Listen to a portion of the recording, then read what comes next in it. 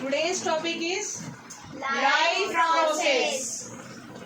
Life process, जैव प्रक्रम. ठीक है. As the name describes, life and process. Life means our life, हमारी जिंदगी, और प्रोसेस मीन्स प्रक्रिया. मतलब वो सारी प्रक्रियाएं जो सुबह से शाम तक आपकी बॉडी के अंदर आप ऑब्जर्व कर रहे हैं, वो सारी प्रक्रियाएं क्या कर रही हैं? Life process. ठीक है. Which maintain the job of our body. जो हमारी बॉडी के जॉब को मेंटेन कर रहा है वो क्या है? Life process. ठीक है. अब क्या क्या आपकी बॉडी सुबह से स्टार्ट करते हैं. सुबह आप उठे, फिर आपने ब्रेकफास्ट लिया, यानी आप पोषित हो गए, यानी यू गॉट न्यूट्रिलाइज्ड. तो पहला प्रोसेस क्या हो गया लाइफ का? न्यूट्रिलाइजेशन, यानी न्यूट्रिशन. इन हिंदी पोषण. ठीक है. अगला टॉपिक पाचन. कुछ खाया, वो पचना भी जरूरी है. Next is digestion. ठीक है. अगेन श्वसन, यानी regularly you are breathe in and breathe out. Breathe in and breathe out. सांस ले रहे हो, सांस छोड़ रहे हो. ठीक है. तो वो चीज किस में आ जाएगी? रेस्पिरेशन. ठीक है. और वहन मतलब रेगुलरली बॉडी में ब्लड का सर्कुलेशन हो रहा है और पानी का भी सर्कुलेशन, यानी वाटर का भी सर्कुलेशन हो रहा है. वो transportation of water and blood is called transportation, और इन हिंदी यू कैन से वहन. समझ में आ गया? Yes ma'am. एक्सर्शन उत्सर्जन, पोषण, पाचन, श्वसन, वहन. Now in English, nutrition, digestion, respiration, पोषण. That's my class. पोषण. पोषण क्या है? जब जरूरत के अनुसार पड़ा होगा तो आपको इम्पोर्टेंट तत्व बताए गए भोजन के. क्या क्या वो 7 इम्पोर्टेंट जो भोजन के तत्व हैं, कंपोनेंट्स हैं, वो किस किस को याद है? Carbohydrate, fat, vitamins, minerals, protein. ये सारे जब तत्व आपके भोजन से आपके शरीर को मिल जाते हैं जरूरत के अनुसार, तो आप न्यूट्रिलाइज हो जाते हो, यानी कि आप पोषित हो जाते हो.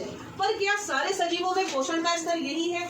सभी सजीवों में पोषण का स्तर अलग अलग है, क्योंकि सारे सजीव जो है उनके भोजन खाने की and who are heterotropically gaining their foods, they are Human being and animal. heterotrophs. Okay? Yes. Clear? Yes. Is there any query you can ask now?